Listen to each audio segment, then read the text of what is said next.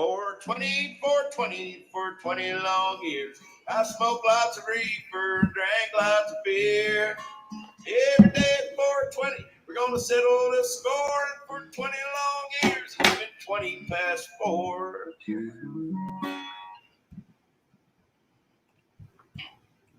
Perfect. Hello, everybody. Happy Tuesday. Jeff Kravitz, 420 Live. A beautiful day. Another sunny day. I feel like it's still March, and I looked at the calendar today. It said November 17th, and I was like, what? What happened to my life? Where did it go? I just, I guess we used to have these things that we did called going places and doing things and seeing friends that we marked our time with. And now we're not marking our time. Every day is just like Groundhog Day. I wake up, I make my coffee, I smoke my weed, I look at the news, I do my socials, and I'm like, all right, I'm back on the air, but different time, a lot more energy. I'm not on my fifth cup of coffee. It's 1:20 here in Los Angeles, 4:20 for all of you out there in the great big world, and welcome. I'm happy in this new time zone. I have a lot more energy. I'm not waiting till 4:20. Usually by 4:20, I'm so stoned my conversation skills are out the window. So I'm surprised I kept anybody engaged over the past 8 months. This is 8 months we've been at this. This is show 100 and I don't even know, 78. It's crazy. It's just mind-boggling that we've all been on this treadmill, trying to stay alive, trying to stay relevant, trying to figure out the new world, this new life that we're living in and how long it's going to last. And, there's a lot of stuff out there in the news. I've given up on the news, folks. This is not your pandemic information. You can go in there and find all about your COVID facts and Trump not want to leave office and everything else out there. This is where we come to distract. And as you know, we all love music. And today we're going to talk to an interesting group of gentlemen from the National, I'm going to get this right here, Independent Talent Organization. See, I got it right. Very good. And NITO. And they've been instrumental in trying to gather the forces together in Congress. Let's face it, Congress blows. These guys have screwed all of America so hard now with their lack of caring about us. Meanwhile, every company in the world's been getting bailed out with billions of dollars. They can't even track where Mnuchin gave the money. He gave so much away, and all of it to his friends, all of it to people that didn't need it. Everybody got rich except the people that needed the money. I mean, that's indicative of what's happened with this whole administration and everything we're going through is that we're watching all the attention go to the people that don't need it. Meanwhile, people that need to pay their rent, the people that need to pay their electric bills and their cable bills and their phone, their cell phone, your lifeline to the world. We need the money. I mean, I got a PPP loan and that went like that. It's not enough. It's not enough. I don't know the next time I'm going to be taking pictures, and we're all in this together. And, usually I like to keep it light, and we're going to try to keep it a little entertaining and light today too, but it's serious business we're talking about here. We're talking about people whose livelihoods, our whole way of life yanked out from underneath us. I mean, we were just going along fine. Row, row, row your boat gently down the stream.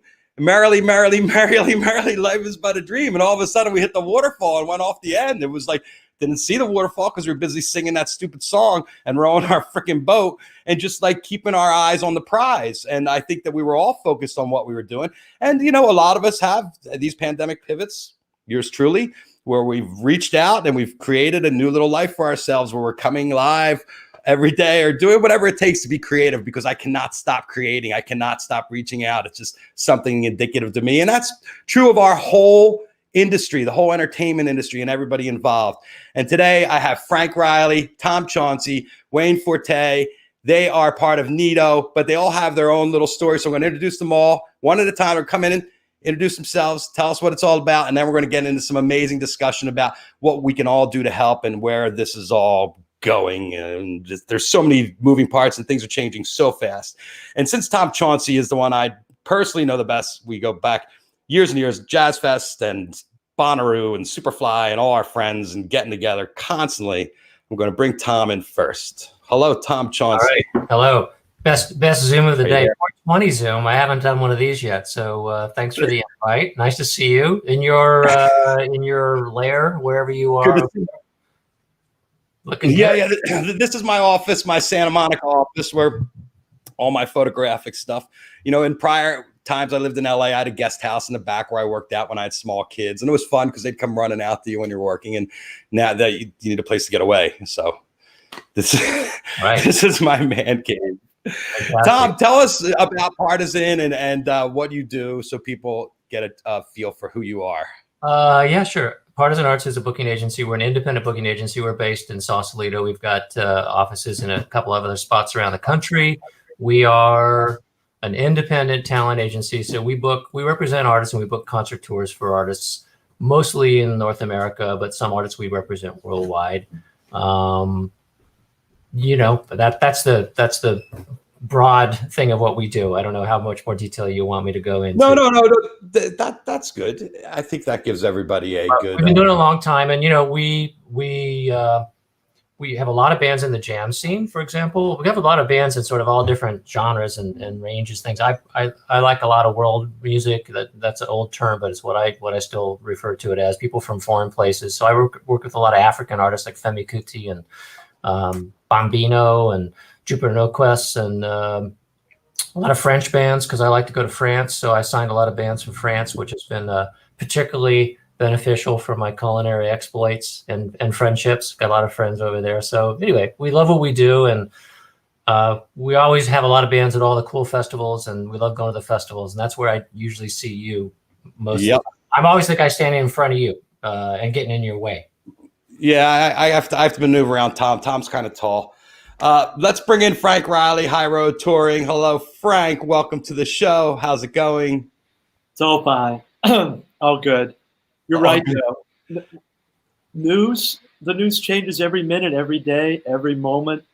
There's no way to keep track of it. There is a moment of optimism out in front of us with the vaccine trials, but who knows? I don't know. You don't know. Frank, tell everybody what High Road Touring does and what you do and what your piece of the industry is. Well, High Road Touring is a booking agency like Tom's, Partisan Arts. High Road Touring started in 2000. We got the Sausalito before Tom did. We owned this little square, but we're happy to share it with Tom and Partisan Arts. We're an independent booking agency like Tom is too. We represent tons of people all across the board.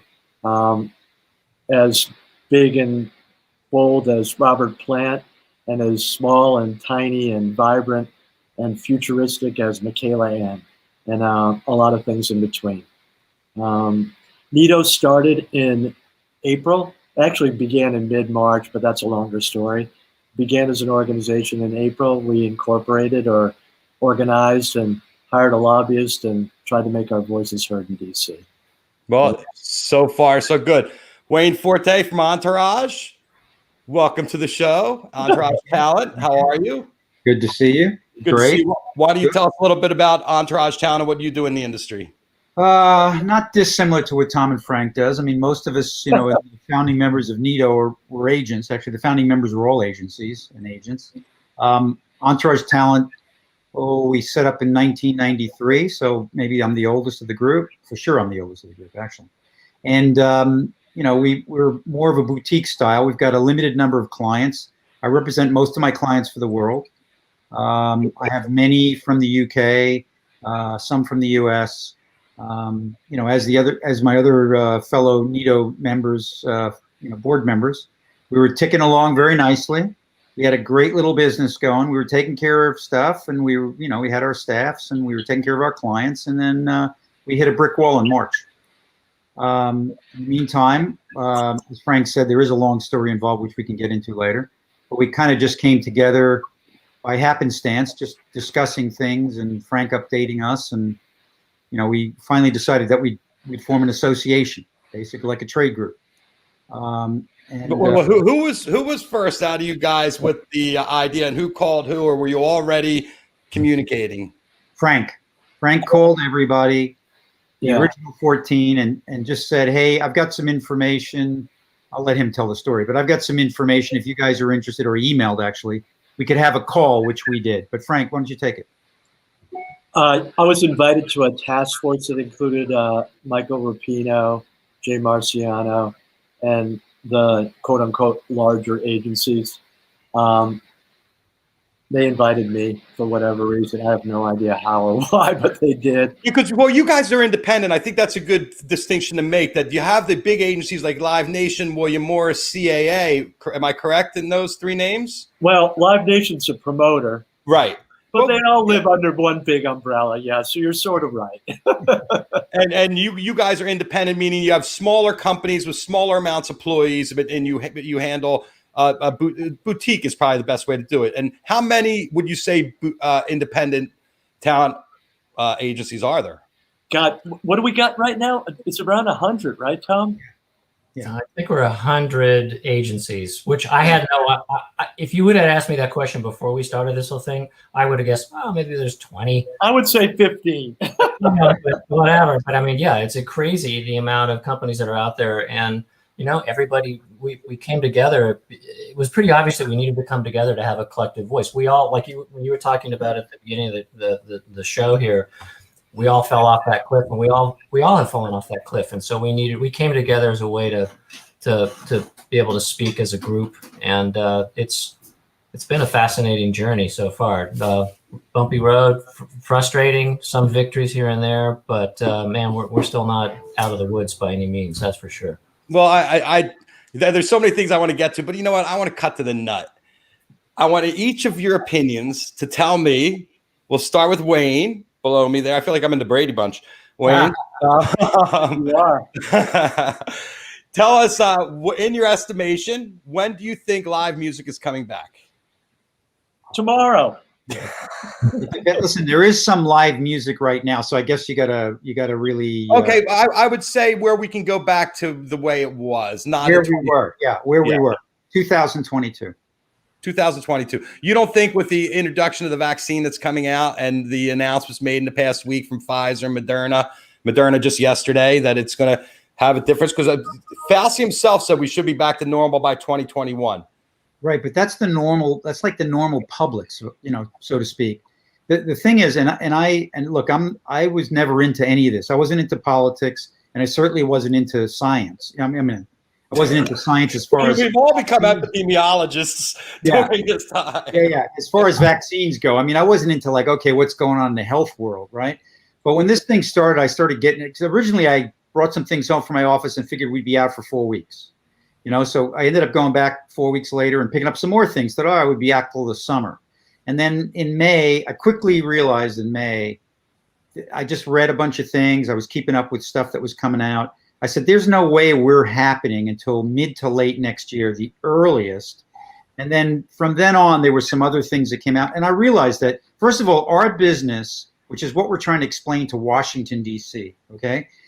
It may be fine that they say, okay, we're going to help this restaurant out, or, when the vaccine's out, you guys will be open. They can open the doors, turn on the lights, bring their staff, get the cook, and they're making food, okay? Well, we can't do that. We need 6 to 9 to 12 months to set up tours and get things going anyway. So even if we were back in shape in mid to next year, we're still not going to have tours really happening full steam until 22. However, I don't think we'll even be there, because they say 50% or more are not going to take the vaccine. Well, that's a problem to begin with. So the ones that are not taking the vaccine, are they going to shows at the end of the year, in the fall, if they're open? Probably not. So even if the venues are open, which I still doubt, I don't know that the people are going back. So we're going to be doing venues at half capacity or 3/4 or whatever. You can't make it work financially for a lot of these artists, not in a touring mode. And if all the cities aren't in sync and all the venues aren't in sync, there are no tours. There's individual shows. That's a whole other world. So, it's a longer conversation, but honestly, and I don't want to be negative about it, because I would like to be back in business in January. Okay, listen, you can only bullshit us so much, because we've been bullshitted by our president on down. So, well, it's all bullshit. And the thing is that the people in D.C., and I don't want to hog the conversation, but the people in D.C. don't know. One of the things we've had to do over the last 8 months is spending time explaining to them what our industry is all about, because they keep thinking about the hardware store and the movie theater and the restaurant. And as I said, they can turn the lights on and open the door and they're back in business. We can't do that.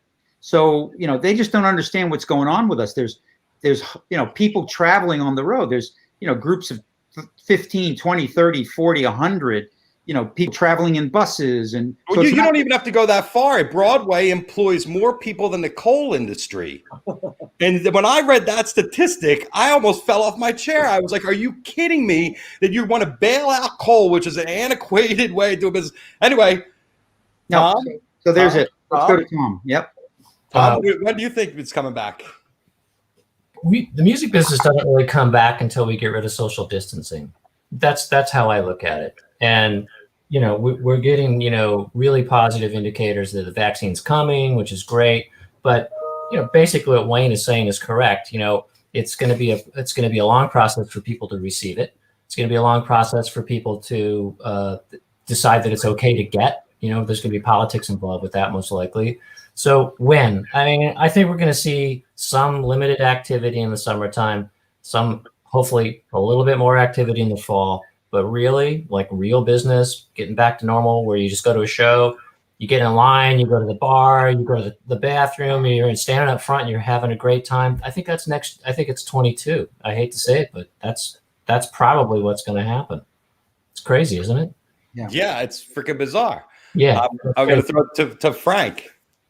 I'm going to be more optimistic. I'm going to say that some semblance of touring will resume in the fall of 2021. I don't have any crystal ball. The one thing that I did learn through this entire process is that nobody has better information than anybody else. And there's no particular insight.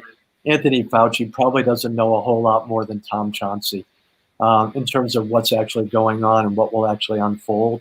Some of it has to do with the response of the people and the acceptance of the vaccine. That's for sure true. With the, I heard on the radio today that with this level of, by Fauci, by the way, with this level of efficacy, that might be more assuring to people and they might be willing to take the vaccine or have the vaccine sooner than later. But there's a lot of skepticism in America. Half the country doesn't believe what actually happened. The other half barely believes it. And so it's a matter of convincing people, getting stability, and then getting back to work. I think for larger things, Wayne's 1,000% right, 2022. I think for smaller things, in a very careful way, there'll be pieces of things going on in the fall of 2021. I've got a strange sense of humor, so what I would say is it's the golden age for the local cover band. My band's been killing it. Well, you guys I've been playing every other week with my boys. Yeah, in a different backyard. You got that right, Tom. That's for sure true. Golden age cover band. Yeah. Well, because everybody wants some kind of music, any kind of music, any kind of thing. And I had people, we played 2 weeks ago at my friend's backyard up in Beverly Hills, and I had people coming up to me saying that they hadn't seen music in 8 months, and it's kind of crazy when you think about it. And I'm going to another one this weekend in someone else's backyard, 50 people, everybody pays for the COVID tests and everything. And I mean, that's the new paradigm for doing it. What about testing? What about this new Ticketmaster thing? How does that fit into the science, and when are they thinking they're going to roll that out? I'll start with Wayne. I don't know when they're going to roll it out, but they're going to try whatever they can. I mean, obviously, big company, they got a big overhead. They furloughed a bunch of people, but a lot of people actually. But they need to, I'm talking about Ticketmaster / Live Nation.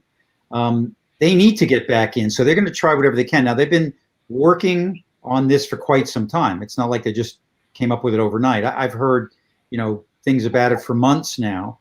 Now that they're getting closer and the tests are better, they're still 80%, I think, maybe at best, 80, 85, the instance, effective. So it's really going to be, if they try it and they're going to test it, from what I understand, I don't know for a fact, but I know from what I've heard, they're going to test it out in like 3 or 4 markets, probably in the winter, in the South, obviously, because you can't do it. And they're going to start with outdoor situations. Indoors is going to be tough.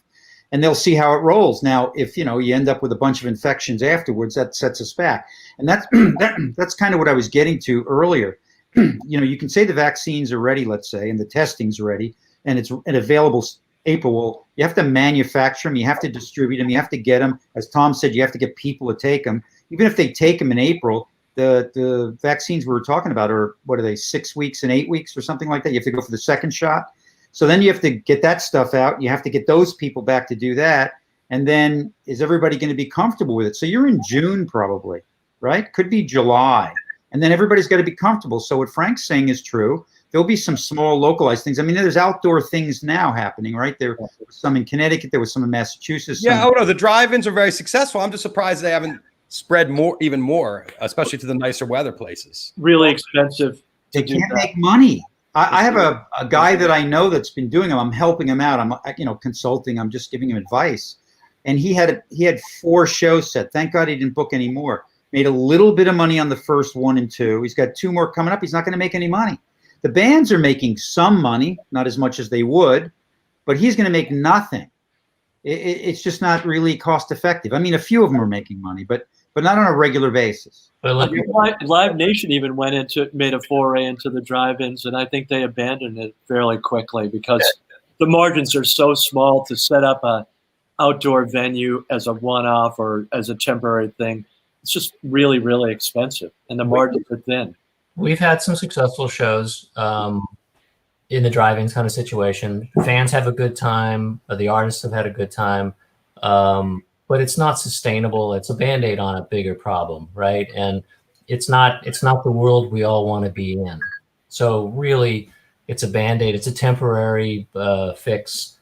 The challenge here is you can hear the timelines that we're laying out. And what we're looking at is small businesses, along with all the other small businesses in this country. And the fact is, what we really need is the government to step up and provide some sort of relief bill to keep not only our industry, but so many other industries just alive, to make it through to the other side, right? And that's been what NITO. They're playing politics with our lives, though, now. I mean, that's where we are. They all left early to get out, or they were more interested in passing the Supreme Court nomination, had no interest in doing any kind of relief bill, even with the pushback from the president, even with Nancy trying to get in there. They left, and now they're not addressing it at all. I'm not hearing anything about any kind of relief bill. They're not even talking about it, and they're back in session. They got Jack Dorsey and Mark Zuckerberg up there asking them the most stupid shit today. I don't know if you caught Ted Cruz today, but it's like the idiots are running the asylum, and that's why. And we're suffering at the end because they don't care about us. They care about their egos, and they care about their PACs and their super PACs, and we're not getting re-election. What was that? And re-election. And a lot of them got reelected, which I was really surprised. The people that are inefficient. I mean, listen, I know we're all frustrated. The only way we make change is if we can get people together and put their voices out there and be heard. And I know, as simplistic as that sounds, that is the only way, because what politicians want is they want to stay in office. And in order to stay in office, you need to respond to your constituents because you need their vote. I mean, this is like the super basic of how it all works, right? So although it's been a frustrating process, I can speak for myself about that. We've been working real hard to try and get people together to put forward these messages. We just got to keep at it. I mean, I don't know how many people are watching this, but there's all sorts of things you can do right now to make your voice heard, so your representative knows that you're hurting, most likely, that you're missing all of you're missing the life that you want to have. And a big part of that, of course, is our business. And culturally, what's been missing in our world is music, shows, touring. And Tom, you know what? And you should talk about, early on, Tom did a graphic that illustrated the interconnectedness of our business, the music business, and the businesses that surround us and support us. Oh, first of all, it's unbelievable when you think about what happens in these little towns. Bars and venues and roadies and tour managers, the whole thing. Go ahead, speak, Tom. I mean, with the audience, if you bought a ticket and you go to a show, the best thing that can happen is you go to a show and it's just a seamless experience. You drop your ticket off at the front door and you're having a great night. But what you're not thinking about is all the people that are involved in working that event, from marketing it to visualizing it. The things that we do, we book it, we negotiate the terms, we set up the tour. They're hiring crew, they're hiring buses and trucks, and they get equipment, they rehearse, they do put a show together. You go down on Thursday night to the club or the theater or wherever you're going, you walk in and you see this incredible thing. Well, that incredible thing took a huge amount of work to put together, right? Night after night after night. All the people that are involved with that process, they're all out of work right now. And the other aspect of that is that the revenue that show generates is basically keeping all the businesses in that community alive. I'm sure everybody has a story about the club that they go to in town and all the restaurants and the nightlife that's sprung up around that club and how it's revitalized neighborhoods. And this is happening. It has happened all around the country. So the fallout effect here, because the music industry is not happening, that means all of these businesses that surround the music industry business, the club, if you will, they're all hurting. So but I was doing my due diligence and reading up on what you guys are up to. And one of the things is that these places are going to close and you're afraid something else is going to go in there. But I actually think that there's nothing to go into any space anymore. Retail's freaking shot. We don't have other music people going to step in. What's going to step into these venues to take them over? I can't even fathom what that business is. I see all these retail open. Condo LA, and I'm like, what are people going to put on the 3rd Street Promenade now? I mean, it's unbelievable. There's nothing here. Condo towers. Nice condos. Yeah. What's going on, Jeff, is the independent, venues sprung up in bad parts of town years and years ago or whatever. And then communities develop around them. And all of a sudden that property becomes a lot more valuable and becomes something that can't be replaced. And if those venues go under, part of our infrastructure goes away also. And the ability for us to do our job, to develop talent, to maintain artists' careers, to move things forward is going to go away also. So we're pretty closely aligned with NIVA, which is the Independent Venue Association. But we're not 100% in line. We've got our own issues too. But Wayne, you were about to say something? No, I was going to say condos for sure, or maybe parking garages. Parking garages still need people to park in them, there's nobody walking around the downtowns now. There's very few people out, unless you're in Miami, right, or Tennessee or Texas. Yeah. But the real estate investors, okay, the guys that go in and they buy cheap and they sell high, they're going to go in and buy out these places because these guys are in trouble. They'll get them at good prices. They'll either put a condo up or they'll let it sit for a little while. It won't be a club again. It's not going to be a club. It'll be something else, an apartment house, a hotel, a condo, whatever, those things. Right now, yes, you're right. New York City, I wouldn't say it's thriving with people coming in, but I was in there, last weekend at my office, and I couldn't find a place to park in front of my office on the block. The hotels, they're just like the tourist hotels on the block where my office is. And there's one of them that has an upstairs like restaurant, club, bar, or whatever. People standing out front, people on the street. People are doing things, not everywhere, but they are doing things. It's a younger crowd because, half of them didn't have masks on, which was terrible. But so they're doing something. All right, so the people are moving out of the city, mostly the older crowd, people with families. They're going to the suburbs. It'll go back because then when things get back to normal or semi-normal, there'll still be, kids coming out of college. They want to go to New York City or LA or wherever it is, Nashville, New Orleans. So there'll be an influx. So those are people that are investing for the long haul. The point is, though, those clubs, especially historic clubs like a Tipitina's or, Troubadour. Yeah. Those places, they won't exist anymore. Nobody's going to rebuild them.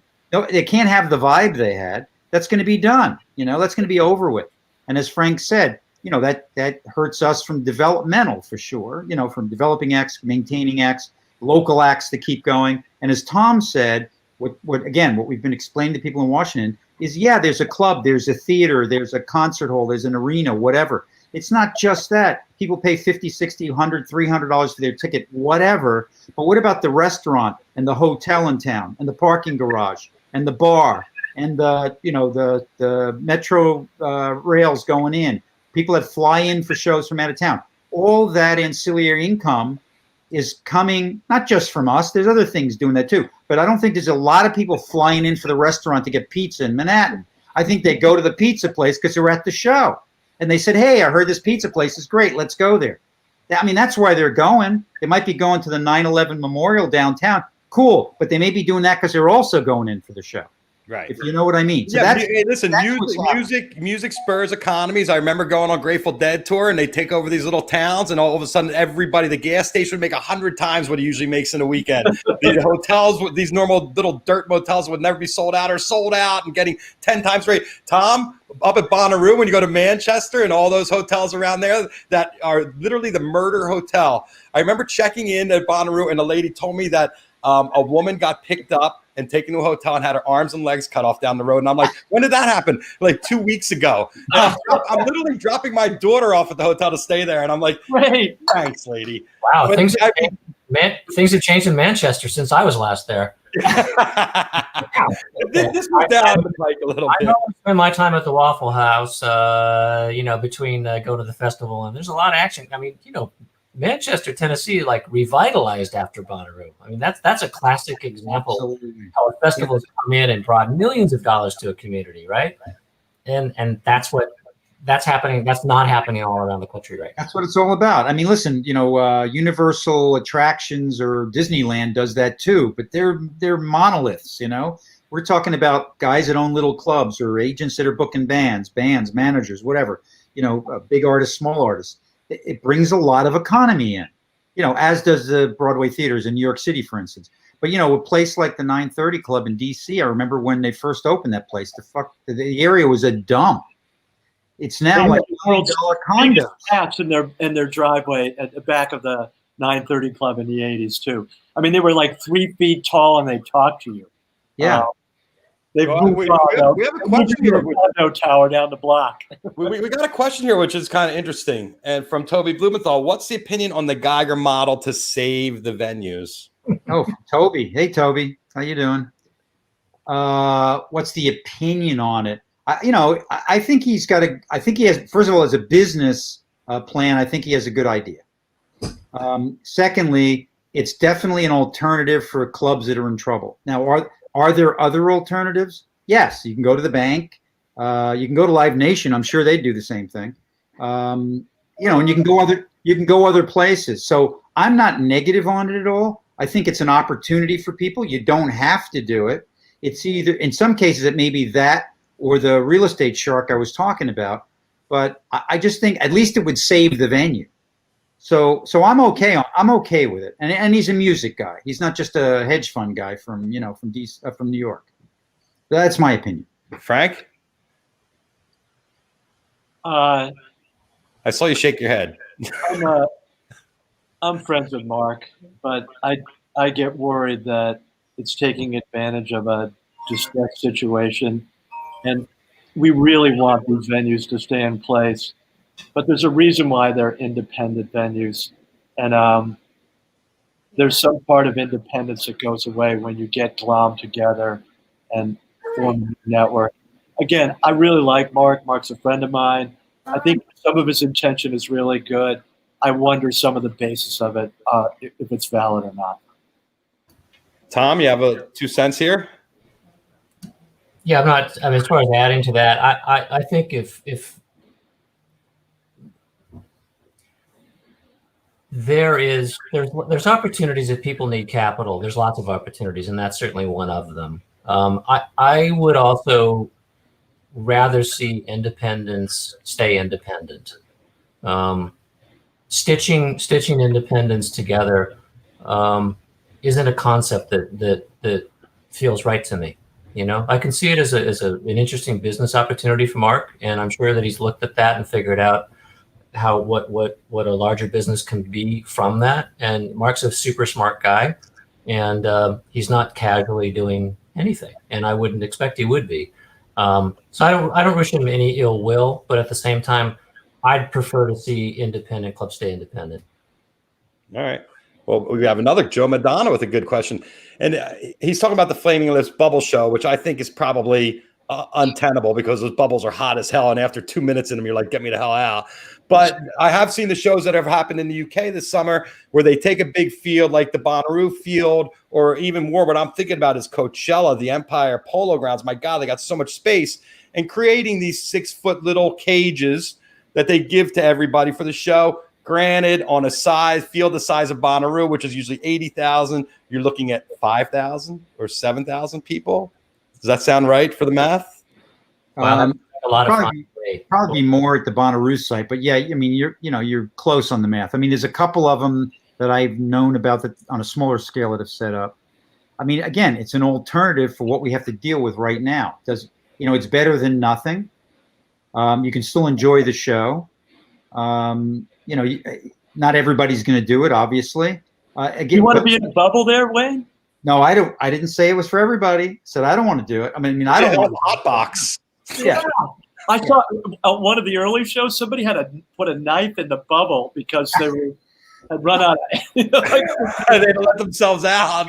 I have a question though. Like, how do you use the men's room?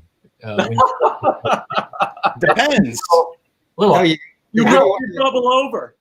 They give you one of those things like the space guys have, right? The astronauts. Right? You wear Depends. Come on, guys. Wait a minute. Strap it to your leg. You bring a Coke bottle. Come on, Tom. You're right. I'm not thinking out of the bubble enough. Am I? Just think out of the bubble. You got to think out of the box. But I mean, we got to think about it. Why wouldn't? I mean, a lot of the bands want to play. I mean, it's so much not just that they want to play for money, but a lot of bands have to play because it's their art and they've been doing it for so long and it's all they know and it's their job. And bands like Twiddle and Goose and all these hippie bands that have been taking over the Northeast up until the snows, I guess, have been, out there creating amazing music for their fans and, at least having some kind of new content to release and distribute instead of going with old stuff. I wouldn't understand why 2021 we wouldn't try to do something in a large space. How come spaces like that beautiful Coachella site aren't being used?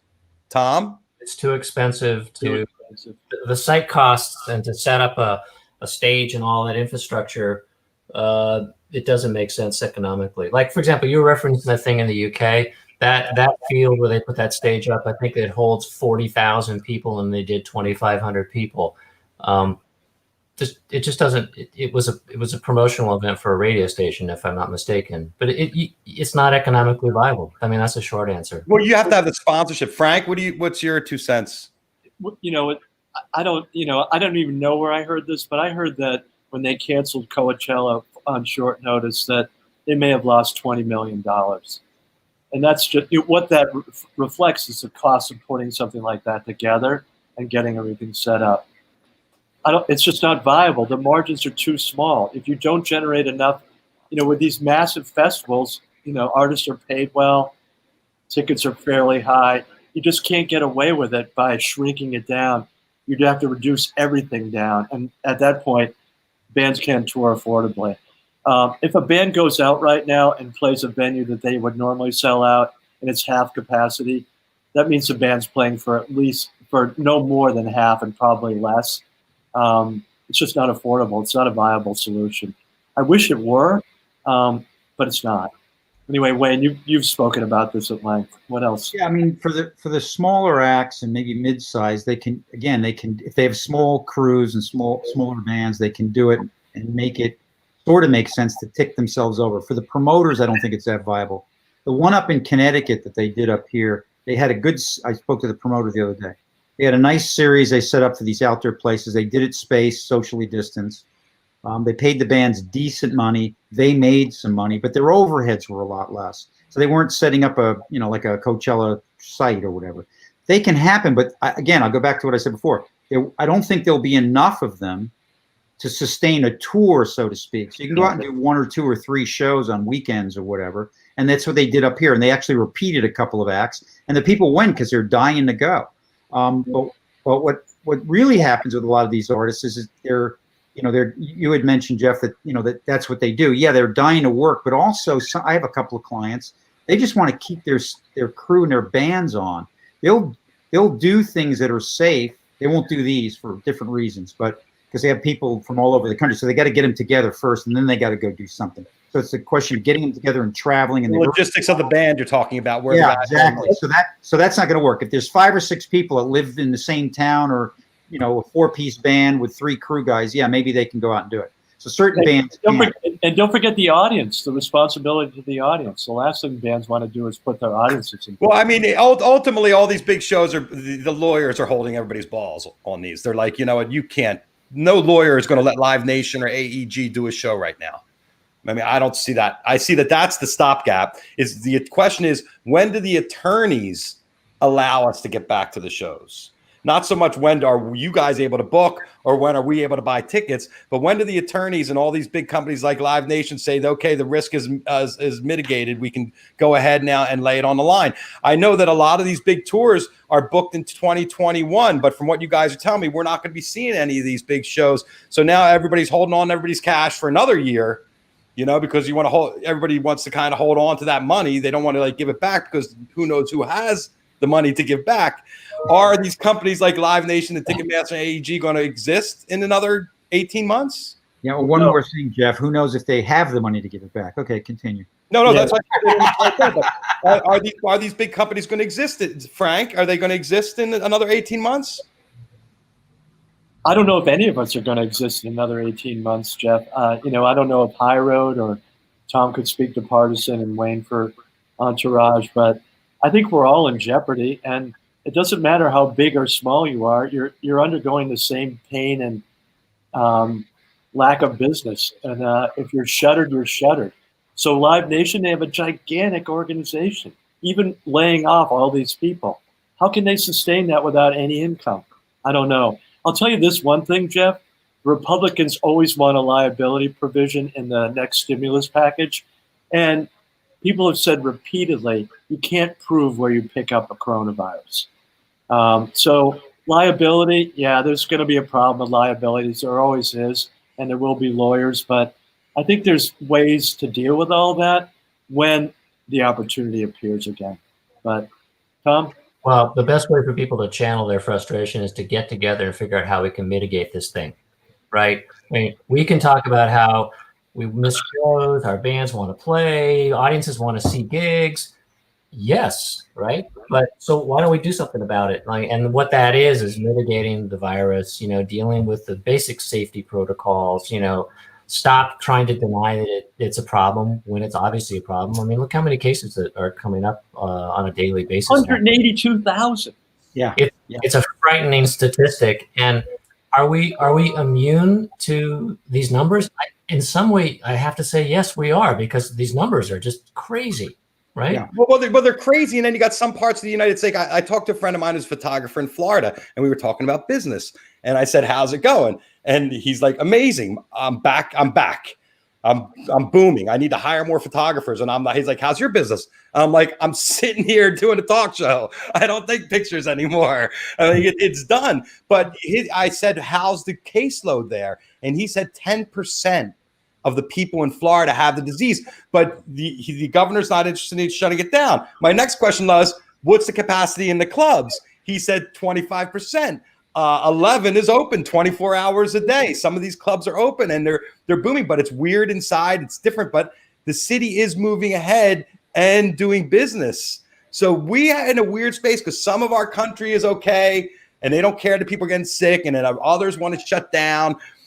How do we affect change on the Senate level? I know there's a couple different bills, so I want each of you to handle one. Who wants to start with Save Our Stages, maybe, or Restart? Which one do you got? Who wants to start with one of those? I'll go with Save Our Stages. Save Our Stages was a bill written by John Cornyn and Amy Klobuchar, and it's meant to save independent venues and independent talent organization. It was a bill written for our two organizations, essentially, and it represents a grant. So, yes, we support Save Our Stages. We were told from the outset that individuals' specific bills for industries would not pass Congress, and this one appeared, and it seems to have a bit of life still, but it may be moving away from that now, and there may be a much more comprehensive thing on its way. Tom or Wayne? Yeah, well, I mean, I'll just add something on SOS to echo. I think it's because despite the fact it's a carve out, if you will, for a specific industry, which, as Frank just said, it was always told us it was very unlikely that that would ever happen. I think it's a testament to the work that NIVA and all of the people that have stepped up and sort of raised their voices and said that this industry is in trouble. It's saving. It's got to be saved. And I think that message at some point got through to enough legislators that they signed on. There's momentum, and then that bill got included in it's in Pelosi's vision of the next bill. So real traction was made there, and that's pretty exciting.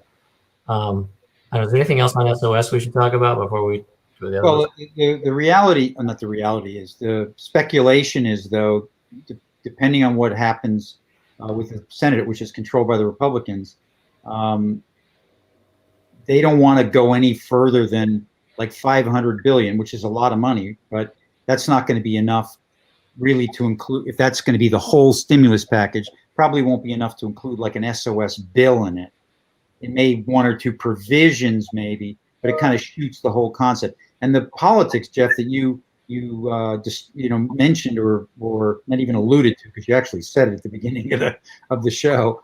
That's the thing I'm amazed at, because I wasn't really into politics. That wasn't my thing. I've never have been. Probably why I don't work for a big company anymore, because I can't deal with politics. Okay, but that's all. I mean, that is Washington D.C. It's frickin' politics. It's not really about the people, unfortunately.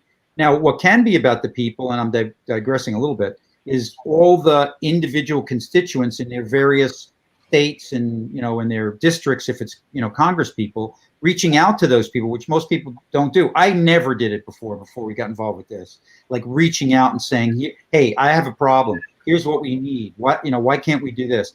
Right now, it's really like, I'm standing at 500. You're at 2 trillion. I'm not moving. You're like, meanwhile, companies are going out of business. Venues are closing down. People literally are dying on the street. There's more homeless than we've ever had before. But it's all about, hey, I don't agree with that. So, okay, there might be a reason we shouldn't spend $2 trillion.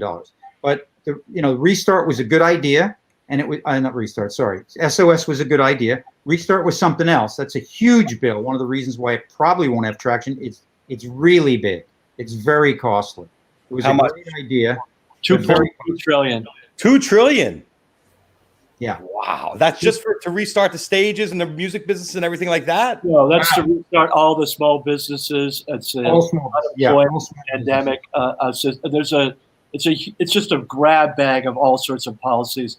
As our lobbyists told us from the beginning, it's making a sausage. And they put everything in there and it turns into this thing, and it has aspects of bills from all over the place. I think, if I'm not mistaken, the Restart itself, that component of legislation, is an $800 billion. Sorry, right. Save Our Stages is originally was $10 billion, and then it's been expanded to include Broadway and the independent movie theaters in the country, and it's now penciled in at $15 billion. Right, but if it restarted $800 billion, if the Republicans are talking about $500 billion as their package, that's already not enough to do Restart alone. Exactly. Right. And even if they agreed at 1.8, which was what was being discussed, that would mean that almost half of it would be taken up with Restart. So that's a heavy bill. That's the problem with it. And Restart, for people that aren't in the weeds like we are, Restart is basically like PPP, that would benefit a broad range of small businesses around the country. Yeah. So I mean, we're certainly advocating for Restart as well, and we hope that at the end of the day, we just need. I mean, the country needs a COVID bill, right? That's for sure. Yeah. I mean, it's ridiculous. We should have had 3 by now. At least. And if you need a bill.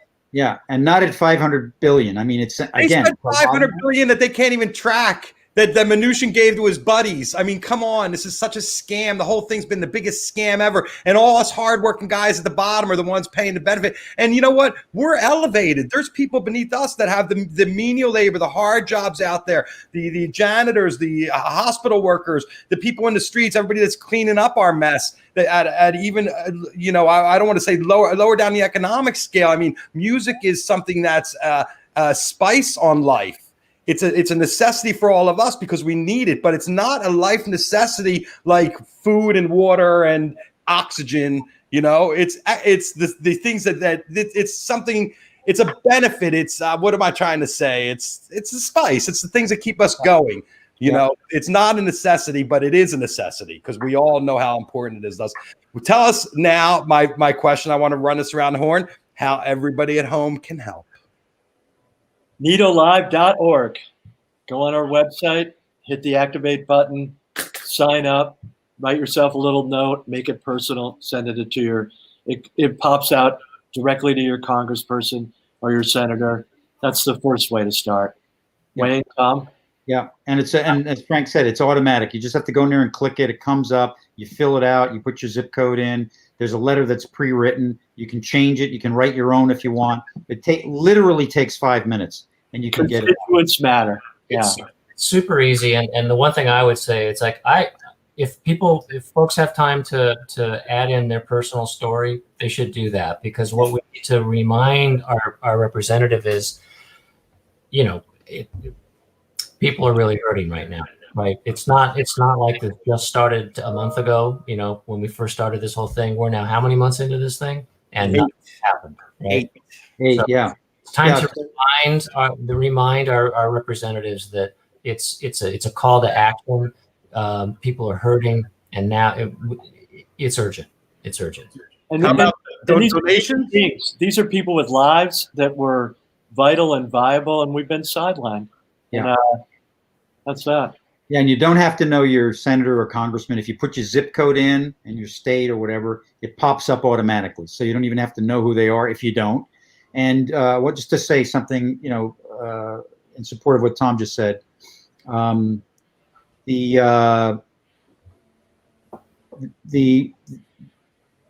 people in Washington don't really understand, the congressmen, the senators, really what it's all about. And we've done several calls, because we've been doing this now for months.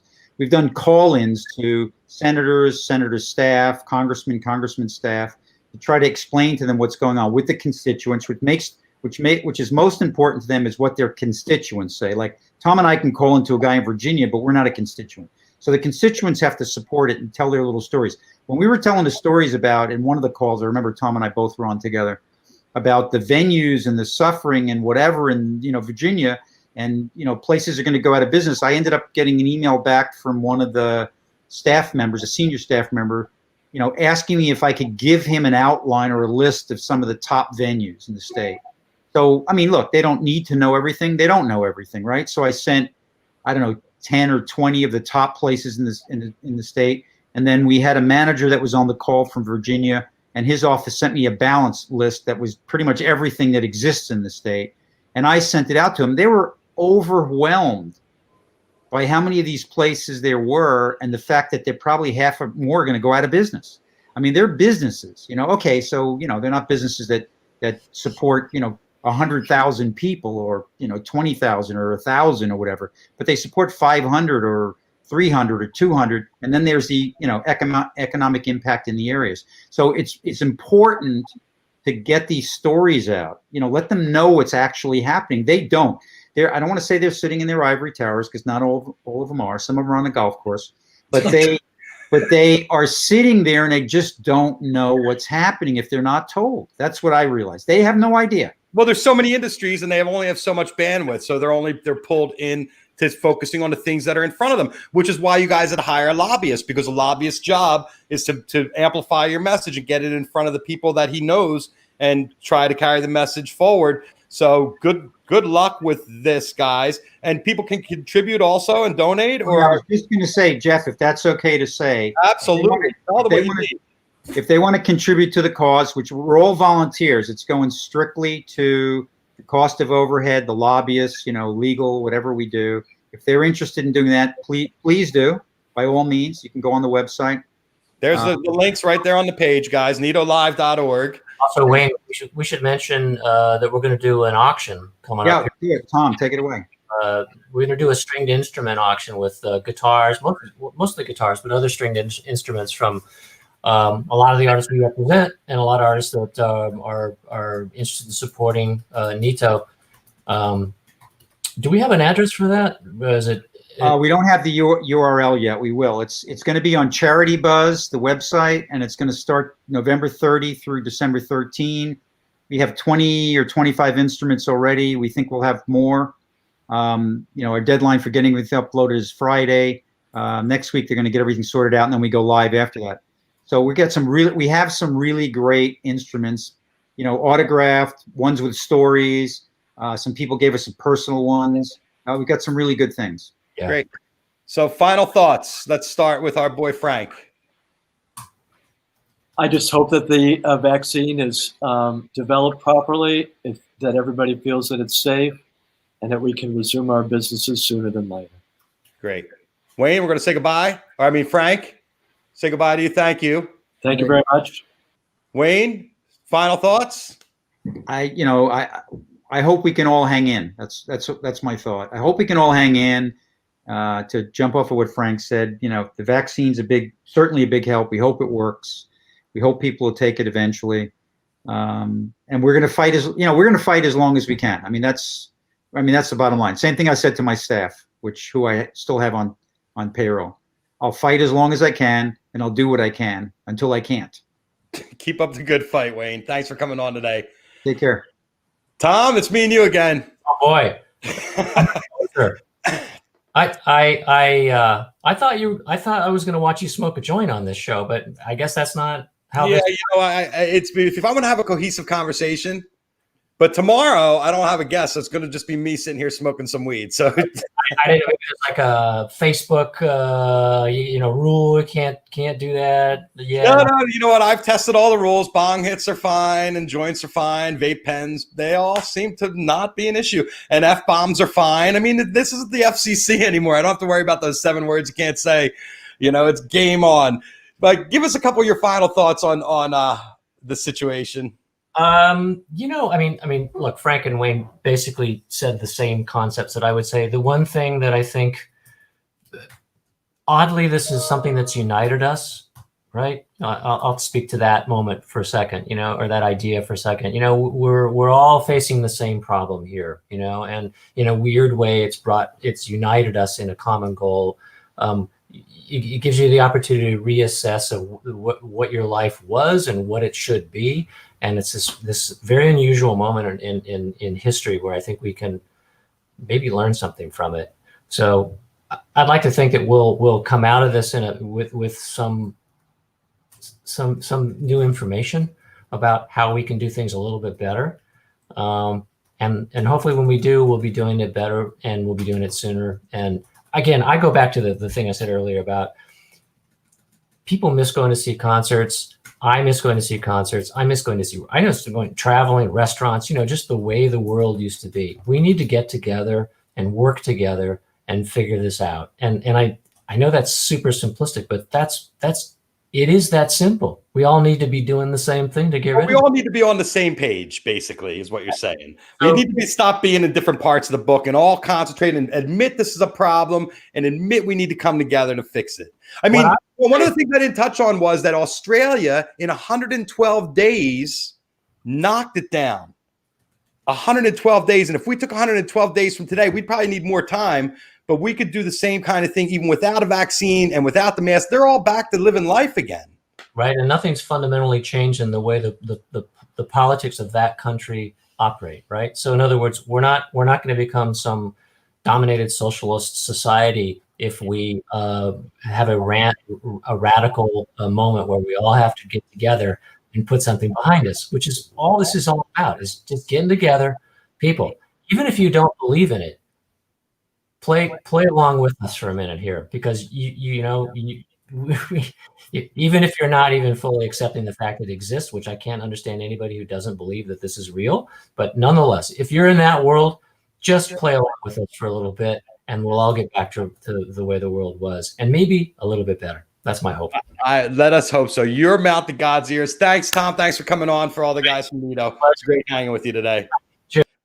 What a great show. I mean, I think we really got to the crux of the issue today and really tore the wound off and got in there and mixed it up. And I really appreciate the guys coming on. Thanks, Frank. Thanks, Wayne. Thanks, Tom. Thanks, Nadia, Amanda, all the folks from NITO and all the folks from NEVA, all the organizations out there that are trying to save our music, save our stages, restart. These are all ways that you can help at home. I did flash the banner a bunch of times while we were talking. I'll do it one more time there so you can see it.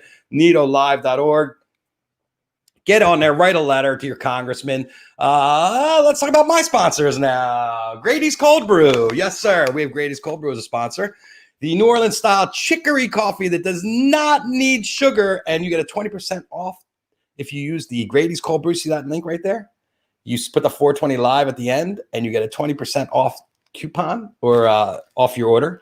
And Grady's delicious, tasty. It'll keep you up. Put my kids through college. Kept them alert. Made my money worth it. So store and pour. It comes in your little pouch. You can make like 3 different things. It's concentrated. It's delicious. Get your Grady's Cold Brew. And our folks, our fine friends at Sin Lawn, right from coffee to synthetic lawn material. Yes, the ecological Sin Lawn right here. And if you go on sinlawn.com and use the 420live.com, the 420 live code, you can enter the contest, get a 5-foot by 7-foot roll of Sin Lawn that you could put in one of your favorite rooms, turn it into your park room, or put it on your deck or outside. It's very nice, comfy, environmentally friendly. And you'll enter the contest. Use the 420 live code. I will see that you entered, and I will enter you in to win an 11 by 14 print of your choice for my collection. So if you use my code right there to enter, you will get your synthetic lawn materials. I wanted to thank the guys for coming on today. I also wanted to thank yesterday. I was on location at Prince Street Pizza, Tipitina's. Did you guys see the Tipitina special? We were talking about tips tonight. It was absolutely incredible. It's still on. You should definitely check it on. Paul Peck and our friends at Tips did an amazing job with the Tipitina special last week.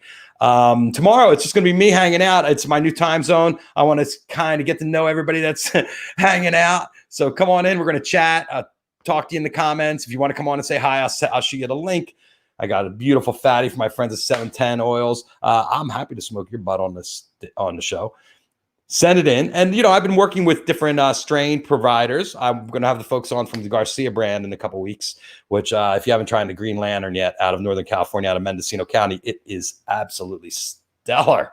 So thank you all. Today, it makes you realize what's happening in our country with this music business and how unbelievably tight we are and how close to the thing. And you hear this amount of money that we need to keep everybody in line. It's just nuts, and to keep everybody going. It's absolutely sobering.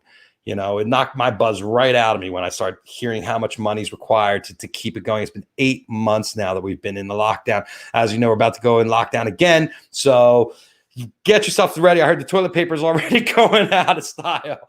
So make sure you line up and have enough toilet paper. God forbid you have a dirty butt. That would not be a very clean situation. Peace, love, and happiness to everybody out there. Big hug. Shout out again to our friends from NITO. Make sure you get up there and write a letter to your congressman. Send them a little cash. Think about all the money you spend in your independent venues. Give a little bit back. Send it a little bit to the people that can help us, because we're going to need this help. We're going to want to get back to rocking, because it's going to end and we're all going to be like, where's the music? And you're going to be like, oh, I didn't support them, so now I don't have anywhere to go. So get on it, everybody. Thank you, everybody, for tuning in. And we'll see you tomorrow for another hang. Jeff Kravitz, 420.